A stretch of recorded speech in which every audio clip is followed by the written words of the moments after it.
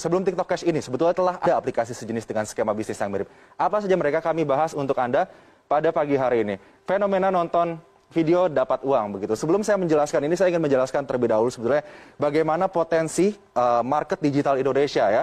Kita punya 170 juta pengguna internet aktif begitu di Indonesia. Ini menjadi aset yang sangat penting begitu bagi bangsa Indonesia. Bahkan bisa dikatakan jika sebuah perusahaan startup misalnya atau perusahaan rintisan ingin memenangkan market atau pasar di Asia Tenggara, ia hanya harus menangkan pasar di Indonesia karena pengguna internet kita yang sangat besar. Tapi ini juga memberikan sebuah ancaman. Seperti apa? Kejahatan siber.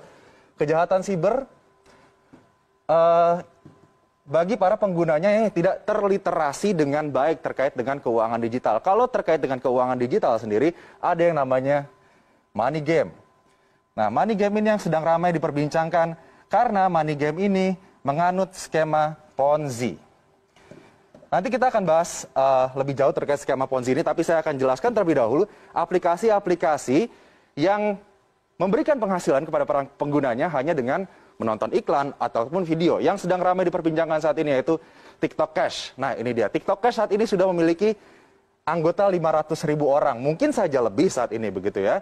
Namun TikTok sendiri, TikTok merupakan anak perusahaan dari ByteDance begitu, sudah mengeluarkan pernyataan bahwa tidak memiliki keterkaitan atau tidak berhubungan sama sekali dengan TikTok Cash. Jadi sudah ada pernyataan resmi dari TikTok bahwa tidak ada hubungan dengan TikTok Cash ini. Jadi harus diwaspadai begitu ya.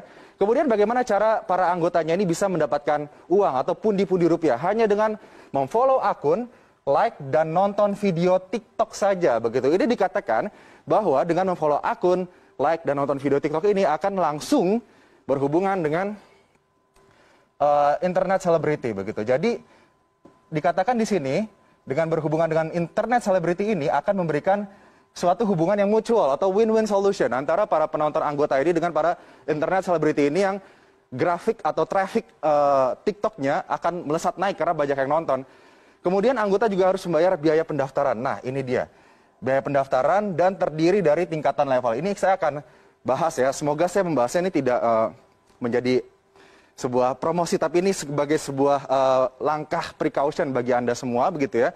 Bahwa ada indikasi yang ditemukan oleh Satgas Waspada Investasi OJK begitu, ada indikasi TikTok Cash ini menganut pola Ponzi yang dilarang oleh pemerintah Indonesia, oleh OJK begitu. Jadi untuk tingkatan levelnya ini sendiri terdiri dari beberapa level, mulai dari magang sampai ke pengawas.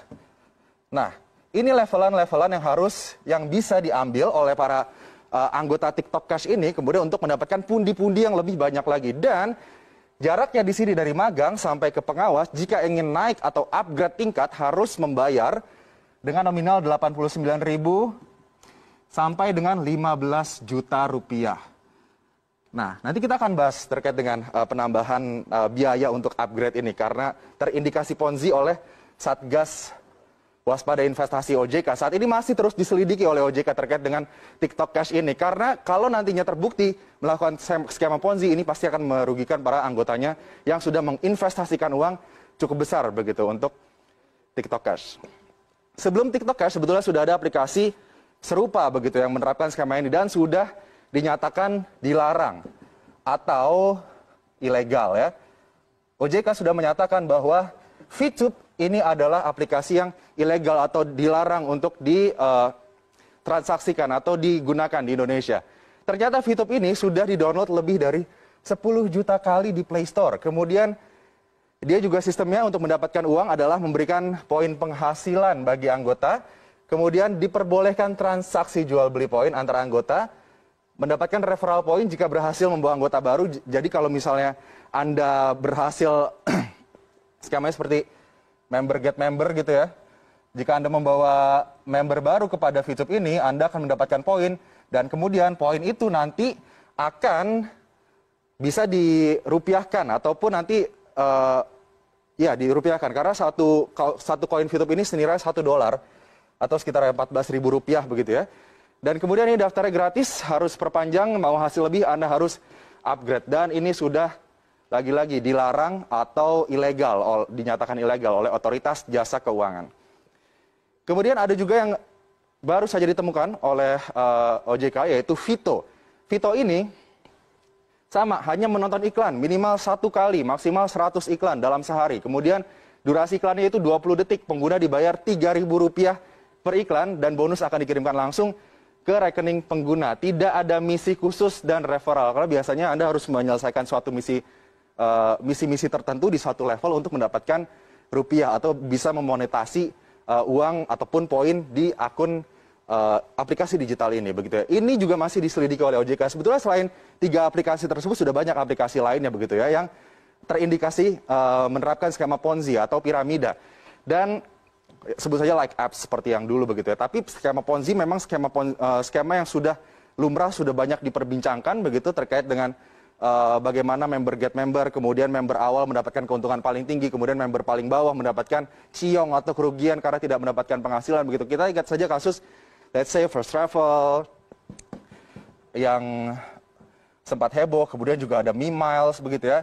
Ini 2 kasus yang sempat menghebohkan Indonesia dan terindikasikan juga menerapkan skema Ponzi bagi para anggotanya. Dan kita juga sudah punya undang-undang, yaitu Undang-Undang Nomor 7 Tahun 2014 terkait skema Ponzi. Ini yang menyatakan bahwa skema Ponzi atau piramida ini adalah sistem kegiatan usaha yang memperoleh keuntungan bukan dari hasil penjualan barang. Ini yang harus digarisbawahi. Jadi Anda harus hati-hati jika ada suatu bisnis yang menawarkan Anda penghasilan tanpa ada penjualan barang.